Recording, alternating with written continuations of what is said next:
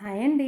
Karnataka style మొలకలు కట్టిన ఉలవలతో చేసిన సాంబారు. టేస్ట్ అయితే చాలా చాలా బావుంటుంది. అండ్ మొలకలతో చేసింది కాబట్టి చాలా హెల్తీ కూడా. సో, ప్రాసెస్‌లోకి అయితే వెళ్ళిపోదాం. మసాలా కోసం ఒక పెద్ద టమోటా, ఉల్లిపాయలు, 4, 5 వెల్లుల్లి రెబ్బలు, కారంకి సరిపడా ఎండుమిరపకాయలు. ఇప్పుడు స్టవ్ ఆన్ చేసేసుకొని కాస్త ఆయిల్ వేసి ఎండుమిరపకాయలు వేసుకొని అవి కాస్త ఫ్రై అయిన తర్వాత ఉల్లిపాయలు, వెల్లుల్లి రెబ్బలు, టమోటా ముక్కలు ఇలా వేసేసుకొని ఒకదాని తర్వాత ఒకటి వేగించుకున్న తర్వాత ఇందులోనే ఒక స్పూన్ ధనియాల పొడిని కూడా వేసుకొని వేయించైతే పక్కన పెట్టేసుకోవాలి. ఇప్పుడు ఒక మిక్సీ జార్ తీసుకొని అందులో కాస్త కొత్తిమీర, 4, 5 పలుకులు కొబ్బరి ముక్కలు వేసేసుకొని మనం వేయించి పెట్టుకున్న మసాలా ఐటమ్స్ ఉన్నాయి కదా, ఇవన్నీ కూడా మిక్సీ జార్లో వేసుకొని రుచికి సరిపడా ఉప్పును కూడా యాడ్ చేసేసుకొని అయితే మెత్తని పేస్ట్ చేసేసుకొని పక్కన పెట్టేసుకోవాలి.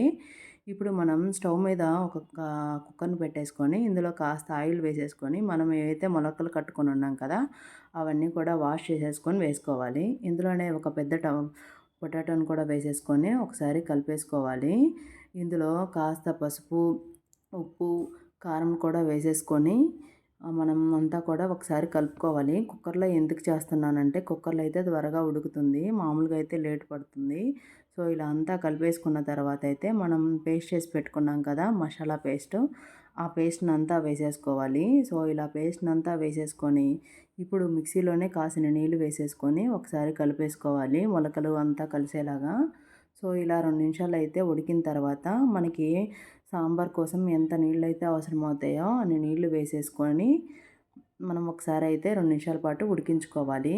ఆ 2 నిమిషాల తర్వాత మనం ఒకసారి సాల్ట్‌ని చెక్ చేసుకొని మూత పెట్టేసుకొని కుక్కర్ మూత పెట్టేసుకొని 3 విజిల్స్ వచ్చిన తర్వాత అయితే మనం తర్వాత పోపు వేసుకోవాలండి. సో, 3 విజిల్స్ వచ్చేసాయి. ఇప్పుడు పోపు కోసం కడాయిలో ఆవాలు, జీలకర్ర వేసేసుకొని ఎండుమిరపకాయలు, కరివేపాకు రెబ్బలు కూడా వేసేసుకొని ఇలా పోపు వేసుకొని డైరెక్ట్‌గా సాంబార్లో వేసేసుకోవడమేనండి. టేస్ట్ అయితే చాలా చాలా బాగుంటుంది. మొలకలతో చేసింది కాబట్టి చాలా హెల్తీ కూడా.